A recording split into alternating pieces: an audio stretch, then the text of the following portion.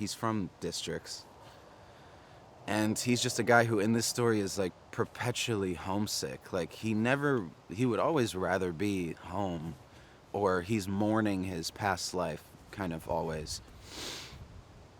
And so he has really strained relationships with just about anybody in the academy. I think it's safe to say that he pretty much has no friends. And Coriolanus is the closest thing that he himself would call Coriolanus a friend, but I would color that relationship being the result of him being deprived of relationships in the academy. Because, everybody's cut from a different cloth. And I think because of Coriolanus, his really rough upbringing, that's something that Sejanus can relatively understand, or at the very least, he can recognize it where other people can't recognize it.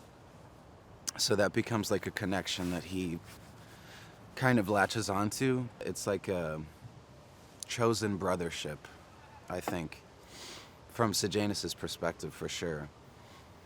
Because, he's searching for a place to call home. He mentions several times that he just can't live in the capital.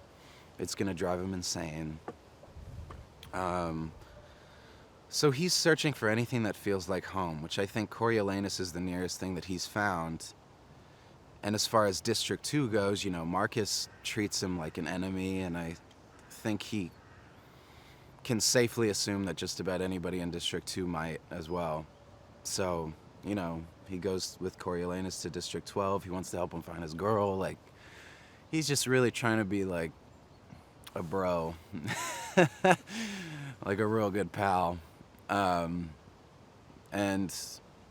yeah, I think really, what do you call it? Like, become salt of the earth kind of person.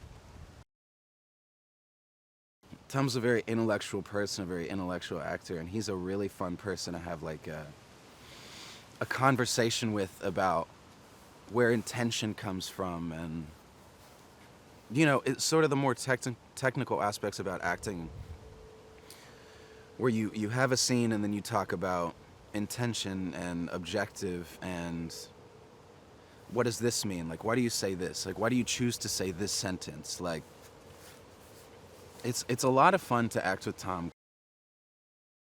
But even besides her singing talent too, I got to, come on certain days and watch the playback, and it never fails to fascinate me how accessible her emotions are to her at all times. Just like that. It takes me like 15 minutes and like several sad songs, usually, Like, I feel like my disposition rests in a little bit of a different place.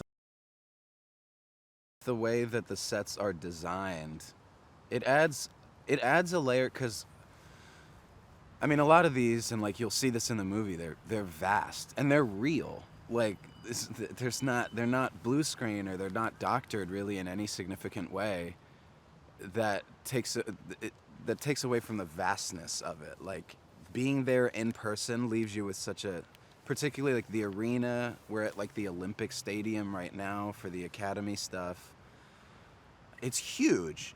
Being inside there, the acoustics of it all, it's very much, there's a duality to it where it's kind of unnerving while also being amazing.